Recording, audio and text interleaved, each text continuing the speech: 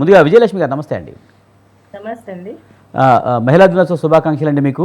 అలాగే మహిళలు ఆర్థికంగా శక్తివంతం చేస్తామని ప్రభుత్వాలు చాలా మాటలు చెప్తుంటాయి. ఆ దిశగా ప్రభుత్వాలు పనిచేస్తున్నాయా? అంటే కొద్ది వరకు పర్వాలేదండి. ఈ హ్మ్. మధ్యనే కొత్తగానే తీసుకొనొచ్చిండ్రు గదా! బస్సులు మహిళా సంఘాలకు ఇస్తామని జెప్పేసి, వాళ్ళే దాన్ని నిర్వహించాలని జెప్పేసి, అంతేకాకుండా ఈ సోలార్ ఏదైతే విద్యుత్ దాన్ని గూడా ఉత్పత్తి మహిళలకే దాన్ని ఇస్తామని చెప్పేసి చెప్పడం జరిగింది. అదే ఉచిత బస్సులు ఇవన్నీ గూడా ఒకవైపు పర్వాలేదండి కొద్ది మేరకు. ఇది సరిపోదండి. మహిళలకు ఇంకా చాలా వెనుకబాటుతనానికి గురి అయితున్నారు మహిళలు. వాళ్ళకసలు ఏది ఉపాధి అవకాశాలు లేవు. చాలా మట్టుకు గూడా మహిళలు అసలు ఏం పనులు గూడా దొరకక ఇబ్బందుల్లో ఉన్నారు. ప్రభుత్వాలు ఇంకా చానా ముందు చూపుతోటి ఇంకా ఆలోచన జేయవలసిన అవసరం ఉంది. ఈ చిన్న చిన్న కొద్ది మందికి సహకరించడం ద్వారా కాదు. అంటే పేదరికం అనేది చాలా ఎక్కువ శాతం ఉంది గాబట్టి ఈ కొద్ది మందికేదో సహాయం జేసి, చేతులు దులుపుకోవడం ద్వారా ఏది గాదు. పెద్ద మొత్తం లోపల మహిళలను అన్ని విధాలుగా గూడా ఆదుకోవడానికి ప్రభుత్వాలు ప్రయత్నం జేస్తేనే, అది నిజమైన స్వావలంబన దిశగా మహిళలను నిజంగా గూడా ఆదుకున్నట్టయితుందండి. రైట్. మనతో పాటు సునీత గారు ఎస్ఐ ఫోన్ లైన్‌లో ఉన్నారు. ఆమెతో మాట్లాడదాం. సునీత గారు నమస్తే అండి. సునీత గారు. రైట్. ఫోన్ కట్ అయినట్టుంది. విజయలక్ష్మి గారు మీరే చెప్పండి. ముఖ్యంగా ఇప్పటికీ మహిళలు వంటింటి కుందేలుగా మిగిలిపోతున్నారనే అన్న విధంగానే విమర్శలు వస్తుంటాయి. వారికి ఇష్టమైన పనులు చేయాలంటే భర్తో లేకపోతే కుటుంబ సభ్యుల ప్రోత్సాహం ఉంటే గానీ చేయలేని పరిస్థితి నెలకొంది. సొంతంగా నిర్ణయాలు తీసుకునే పరిస్థితుల్లోనే ఇంకా ఆడవాళ్ళు ఉన్నారనే విమర్శలున్నాయి. అవునండి. నిజమే వాస్తవానికి. మీరు అంతే వీళ్ళు మహిళలు, కుటుంబ సభ్యులు వాళ్ళని అత్త వాళ్ళు చెప్పడమే గాకుండా మీరు రాజకీయంలో చూసుకున్నా గూడా, ఈ రోజటికి కూడా మహిళలు ప్రజాప్రతినిధులుగా వచ్చినప్పటికి కూడా వారు అసలు వాళ్ళ భర్తలే పెత్తనం చలాయించే పరిస్థితిలో ఉన్నారు. వాళ్ళని శాసించేది వాళ్ళే అయితుర్రు. అసలు మీరు చూసుకోండి సర్పంచ్ ఎవరంటే సర్పంచ్ మహిళ పేరు చెప్పరు. వాళ్ళ భర్త పేరు జెప్తారు. అంటే ఇంతకి ఆయన పేరు జెప్తరు. అదే గాకుండా కౌన్సిలర్‌లు చాలామంది వాళ్ళ పేర్లు జెప్పరు. వాళ్ళ భర్త పేరు జెప్తరు. అంటే ఇంకా నిజానికి గూడా సమాజంలో ఈ దృక్పథం చాలా ఎక్కువ ఉంది. ఇది మారాలే.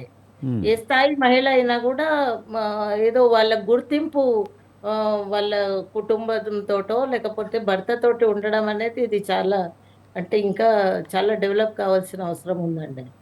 ముఖ్యంగా ఆలోచన దేశ విధానం రాజకీయాల్లో మారాలి. దేశ రాజకీయాల్లో మహిళల పాత్ర పెరగాలంటే మహిళా రిజర్వేషన్ బిల్లు తప్పనిసరిగా రావాలి అని మహిళా సంఘాలు కోరుకుంటున్న పరిస్థితి.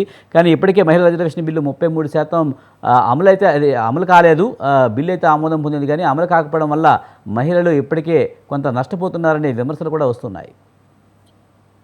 అవునండి. ఎందుకంటే ఇది పేరుకే అంటే ఎలక్షన్ వచ్చినప్పుడు మహిళా రిజర్వేషన్ బిల్లుని తీసుకొనొస్తున్నారు. కానీ అమలు చేయడం అనేది దాని చిత్తశుద్ధి లేదండి.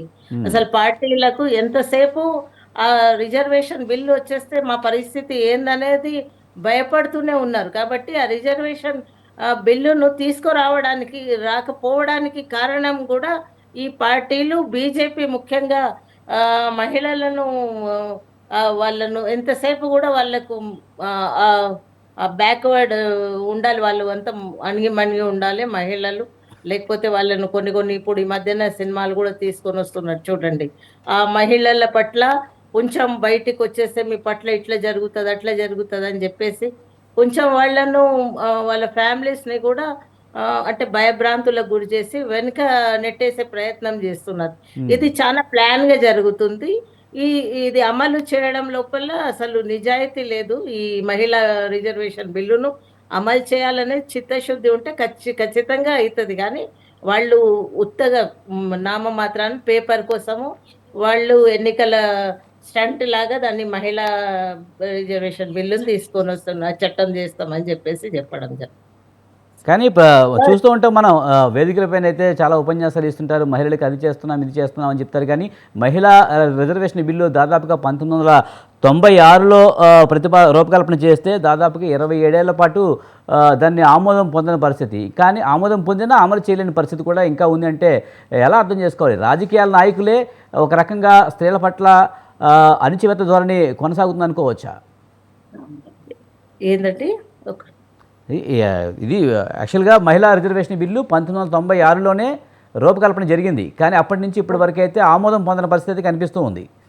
అవునండి. 27 ఏళ్ళ తర్వాత ఆమోదం పొందినా ఇంకా అమలు చేయలేదు. అవును. చేయరండి. అమలు చేసే పరిస్థితి లేదు. వాళ్ళు చెయ్యరు. ఇది చెప్పడం వరకే. ఇది చాలా ఇదంటే ఇది పెద్ద కుట్ర అండి. దీన్ని ఖచ్చితంగా వాళ్ళు అమలు చేసేది దిశగా నిజాయితీ ఉంటే ఎప్పుడో అమలు చేస్తారు. కానీ వాళ్ళకి నిజాయితీ లేదది. కానీ ఓన్లీ 2029 ఎన్నికల్లో మేము ఖచ్చితంగా మహిళా రిజర్వేషన్ బిల్లు ఖచ్చితంగా అమలు చేస్తామని చెప్తుంది కదా బీజేపీ. మహిళా రిజర్వేషన్ బిల్లు దేనికి చేస్తున్నాడు అండి? అది ఎవరి కోసం చేస్తున్నాడు? ఉన్నత కుటుంబాలకు చెందడానికి. ఇప్పుడు మహిళా రిజర్వేషన్ ఏ స్థాయి నుండి రావాలి? కింది వర్గాల నుండి రావాలి, ఎస్సీ ఎస్టీ బీసీ మైనార్టీల నుండి రావాలి. కానీ నువ్వు ఇప్పుడు మహిళా బిల్లు దేనికోసం తెచ్చిండు? ఇప్పుడు అందరు 33% రిజర్వేషన్ అవ్వట్లేదు అని గోల పెడితే ఏదో ఇట్లా బిల్లు ఇచ్చినట్టు చేసి తర్వాత చూసుకుందాం అనుకున్నాడు ఇప్పుడు.